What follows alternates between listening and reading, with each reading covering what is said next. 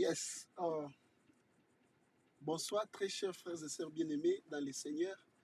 Et nous voici encore une fois de plus en cette nouvelle année 2022, la toute première séance ou les tout premiers mercredis de l'année, nous voulons avoir la suite de notre enseignement.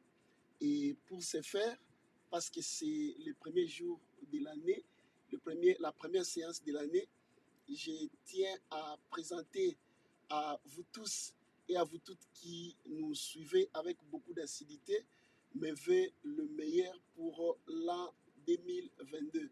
Que le Dieu du ciel, le Dieu de grâce, vous accorde toutes sortes de faveurs, toutes sortes de grâces et de bonheur le long de cette année. Que le Seigneur qui nous a dit au sein de Beroya Ministries International, BMI, qu'il nous a mis au large, qu'il vous accompagne dans cette vision et qu'il vous mette aussi au large et que vous puissiez réellement vivre votre Rehoboth pour la gloire du Seigneur. Et je suis très heureux que vous soyez là et comme d'habitude, partagez pour la gloire du Seigneur. Amen. Nous prions, Seigneur Père, merci. Merci infiniment pour cette nouvelle année. Merci pour ces premiers mercredis de l'année. Merci pour cette séance que tu nous accordes l'opportunité d'avoir et tu nous donnes l'accès à ta parole qui est la vérité afin que nous puissions la partager ensemble avec tes bien-aimés de partout dans le monde. Je bénis cette séance et je bénis toute parole qui sortira. Laisse que cette parole soit assortie d'une sorte d'une grâce particulière et que tous ceux qui vont écouter cet enseignement, qu'ils soient édifiés dans leur foi et que leur intelligence s'ouvre davantage, qu'une grâce particulière, Seigneur, leur soit accordée afin qu'ils vivent une vie chrétienne heureuse et épanouie pour ta gloire. Ainsi soit-il au nom de Jésus-Christ, qui est notre Seigneur et notre Sauveur. Nous avons ainsi prié. Amen. Donc, c'est bien votre frère, le révérend Willy Poiti. Nous voulons démarrer ce soir, mais avant tout, comme vous le savez, je nous prie de pouvoir partager. Partageons au maximum, partagez dans tous les groupes que vous faites partie et cela soit pour la gloire du Seigneur. Donc, nous sommes en train de partager et nous partageons. Merci à vous tous qui le faites. Grand merci.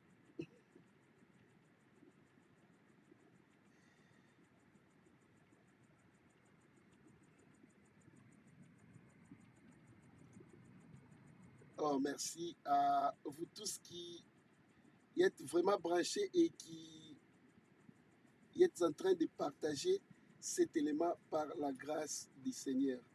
Que Dieu vous bénisse.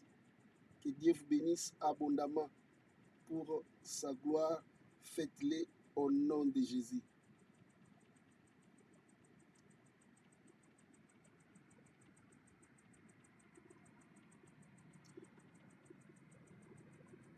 Alléluia. Gloire à Dieu, gloire à Dieu.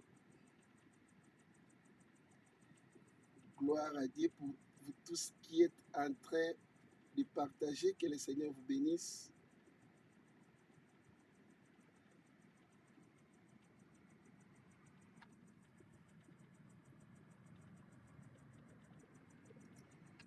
Ok, voilà, c'est bien parti.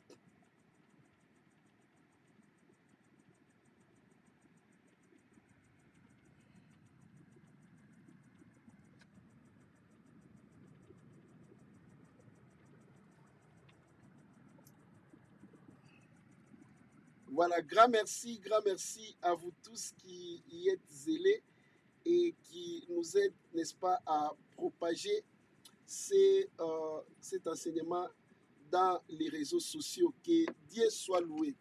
Voilà, nous avions dit le mercredi passé, lorsque nous avions tenu notre dernière séance de l'année 2021, nous avions souligné l'état d'un esprit qui est mort et l'état d'un esprit qui vit.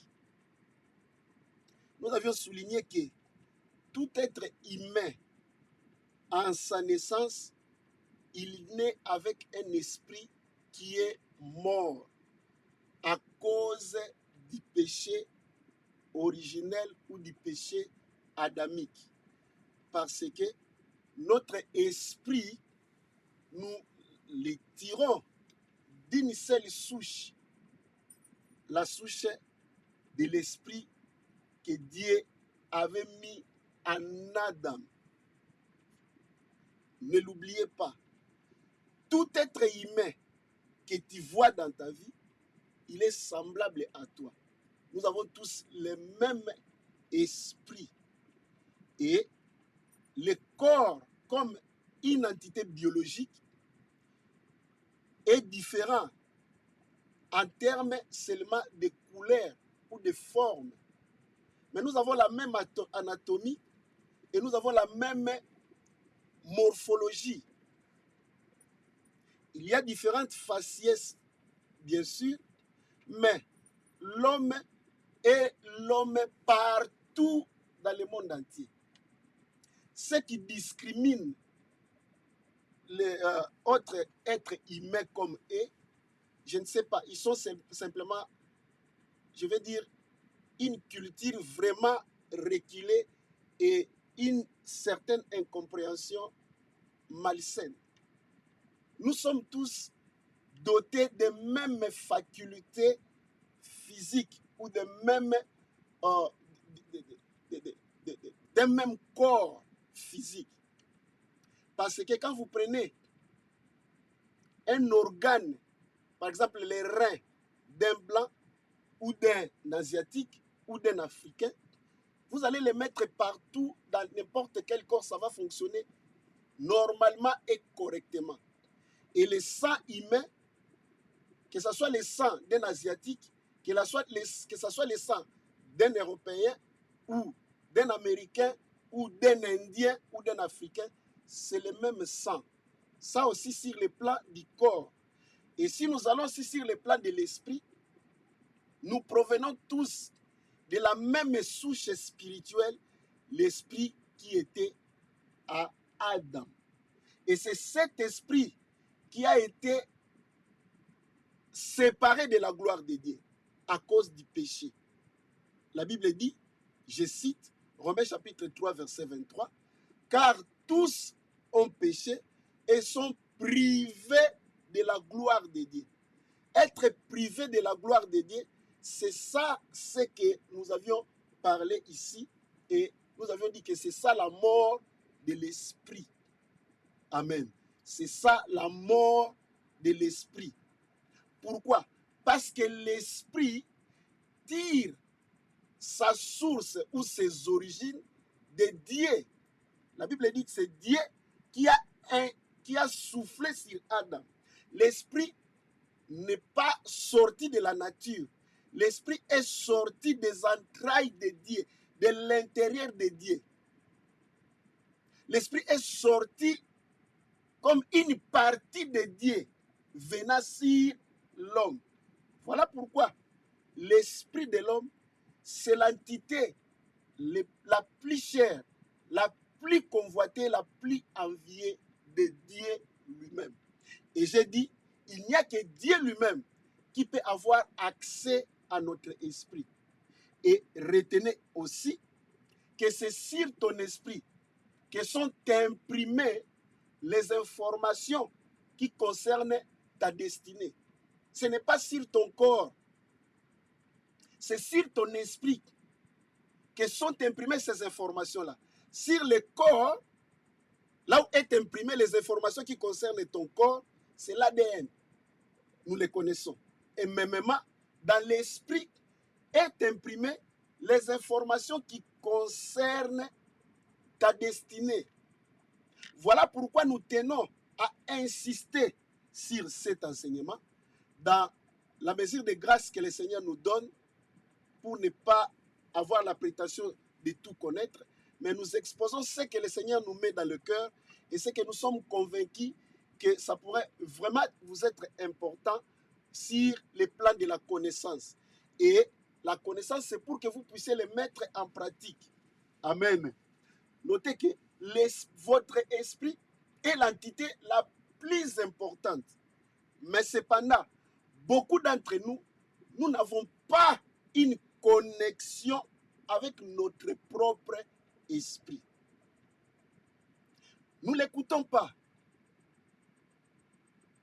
Et nous n'en faisons même pas cas. Nous entretenons moins notre esprit.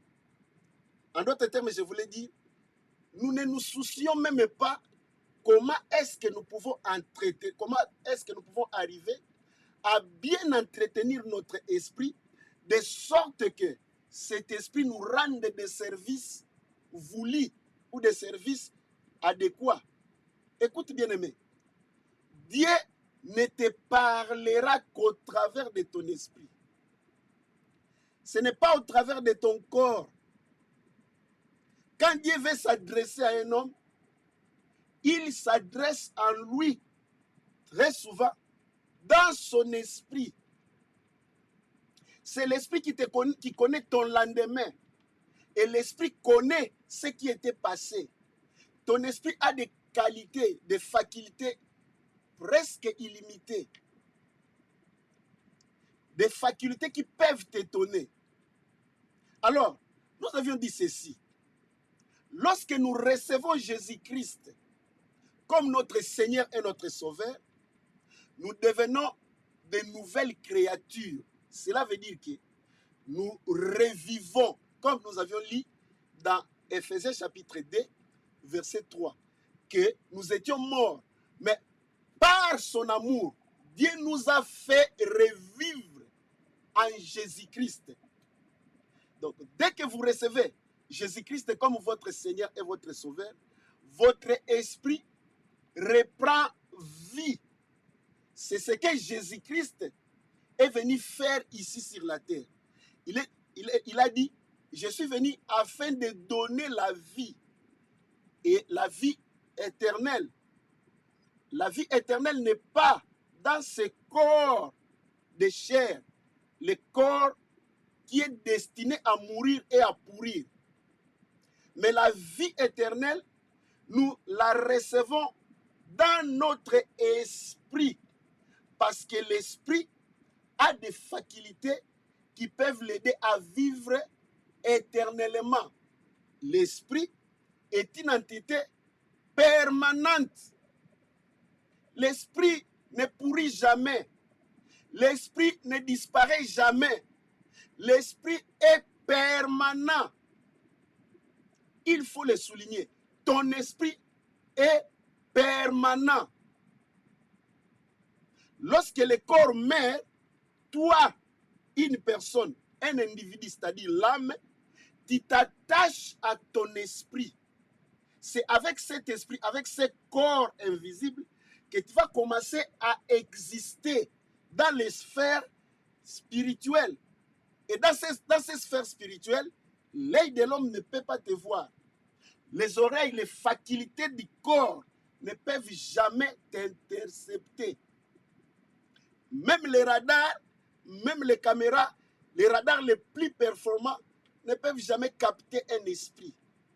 Parce que les sphères spirituelles n'est pas à la portée du physique. Mais les spirituels influencent bien le physique. Nous allons y arriver. Et pendant que nous disons cela, nous avions dit que lorsque nous naissons avec un esprit mort, nous avons besoin tous de Jésus-Christ. J'insiste là-dessus.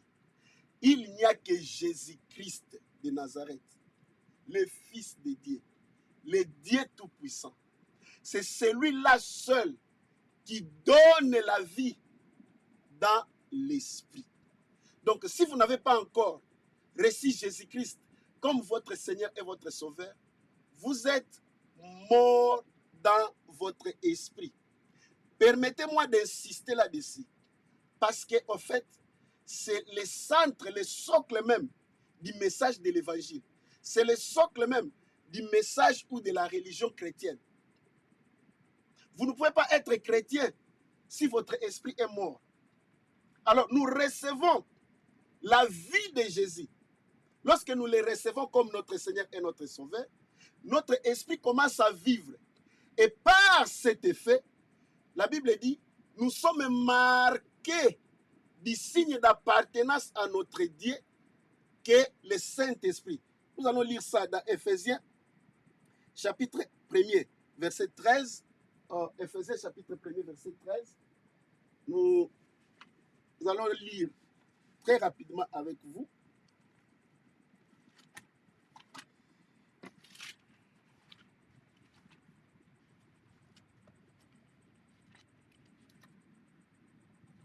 Éphésiens chapitre 1er, verset 13.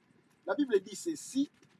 Nous lisons en lui, vous aussi, après avoir entendu, en lui, vous aussi, après avoir entendu la parole de la vérité, l'évangile de votre salut, en lui vous avez cru et vous avez été scellés du Saint-Esprit qui avait été promis. Tout celui qui a cru à l'évangile, c'est-à-dire la bonne nouvelle qui annonce le salut par Jésus-Christ, c'est-à-dire la vie éternelle par Jésus-Christ, il est scellé. Dieu lui marque d'un sceau, d'un signe, qui est le Saint-Esprit. Amen. Qui est le Saint-Esprit. Tout chrétien est scellé. Vous avez le Saint-Esprit de Dieu. Voilà pourquoi, le mercredi passé, nous avions dit que si vous êtes chrétien, vous avez reçu Jésus-Christ, vous avez beaucoup de bénéfices dans votre esprit déjà. Vous êtes privilégié, vous êtes mis à part, vous avez une richesse que le monde ne peut calculer, que le monde ne peut connaître, que le monde ne peut sonder. Vous les possédez déjà. Comme j'ai souligné la séance passée, vous avez déjà la vie éternelle. Votre esprit est vivant.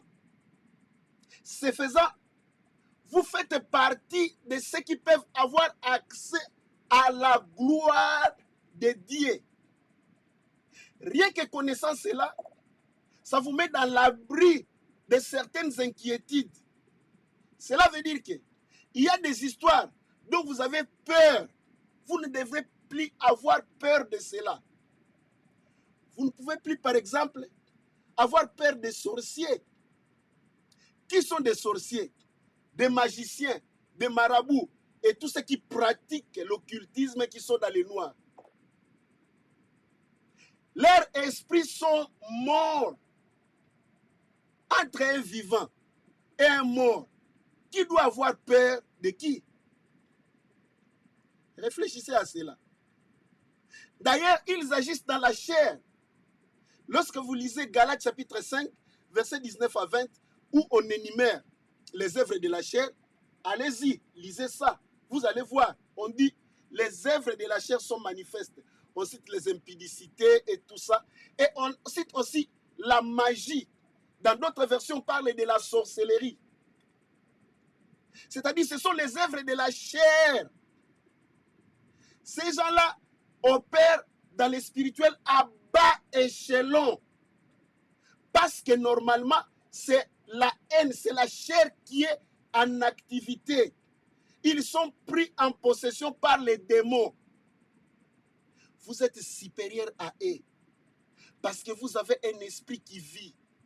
En dehors de votre propre esprit qui est réveillé et qui vit, Dieu vous a donné le Saint-Esprit, son esprit à lui, qui est collé à votre esprit comme un sceau. Arrivez à appréhender ça, à comprendre ça, vous allez vous dire que réellement, vous avez une richesse que vous n'exploitez pas. Voilà le but de cet enseignement. La semaine prochaine, le mercredi, nous allons maintenant rentrer dans comment est-ce qu'il faut faire pour entretenir son esprit, quels sont les ingrédients qui entrent dans la traité de l'esprit pour t'aider maintenant à vouloir prendre bien le contrôle de ton esprit et établir une bonne connexion entre toi, l'âme, et ton esprit pour en tirer le maximum de profit. Je vous remercie pour ce soir. Nous arrêtons là. On va se revoir le mercredi prochain à 18 h. Et si vous avez des questions, veuillez nous les envoyer par des textos dans nos différentes plateformes, c'est-à-dire sur YouTube, sur Facebook.